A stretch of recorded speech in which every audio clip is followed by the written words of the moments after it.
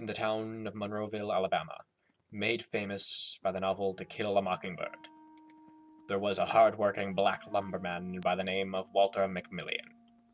He was a generally well-respected member of the community who had a reputation for generosity and good humor. All this changed for Walter on the day he began an affair with Karen Kelly.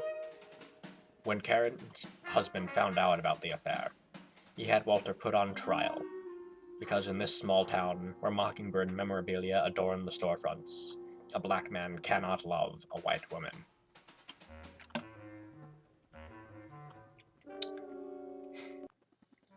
Walter did not know that this would be the first in a series of racial catastrophes that would land him in prison, where he would wait for death by the electric chair in the Twilight Zone.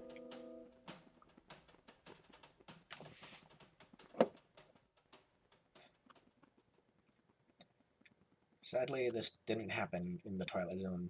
It happened in 1986, Monroeville, Alabama, to a man named Walter McMillian, who started an extramarital affair with a white woman named Karen Kelly. And the husband filed for custody of his children when he found out that his wife was having an affair with a black man.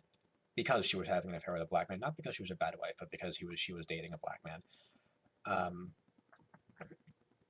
And Walter was, called to the stand, called to testify.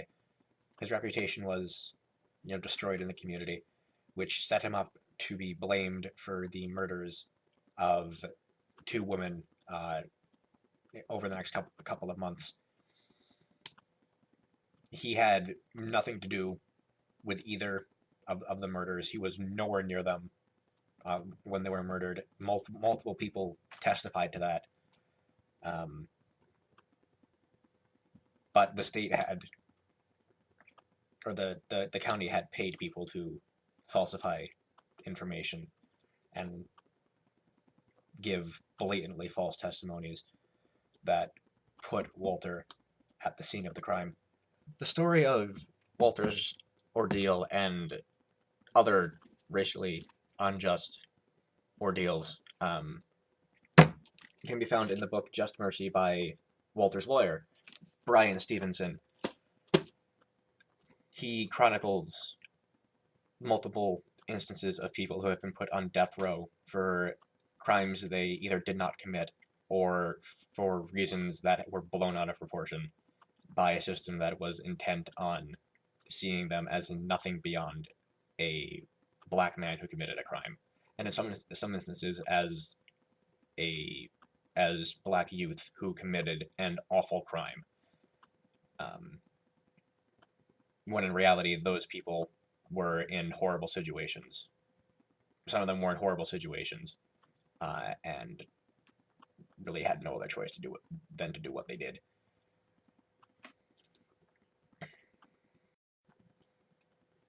I bring this up because Karen and I are currently involved in a debate about the reliability of, narratives. That's what I'm arguing, Karen.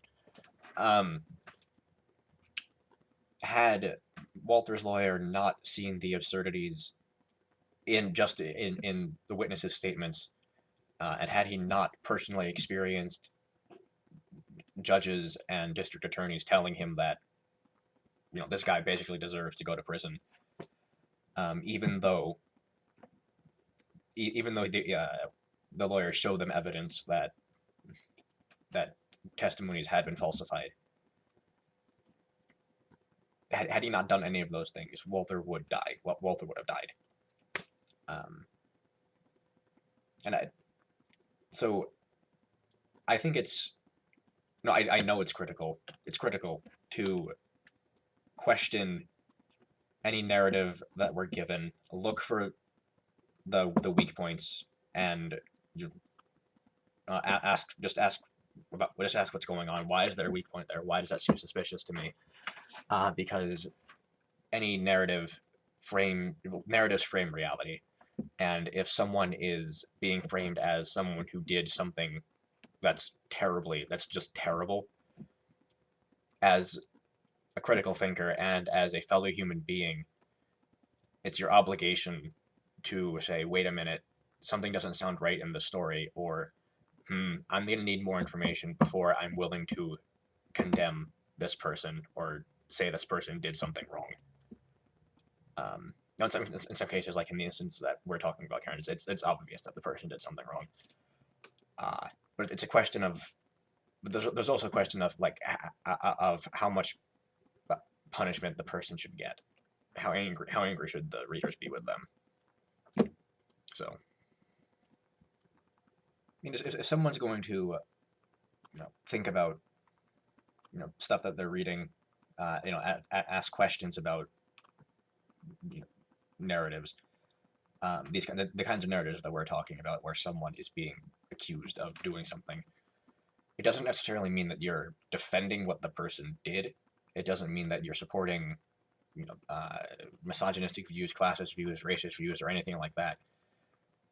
It means that you're willing to it means that you're willing to think of the person as someone who did something stupid, or someone who made a mistake, or someone who did something awful but has other qualities and doesn't deserve the punishment that they're getting.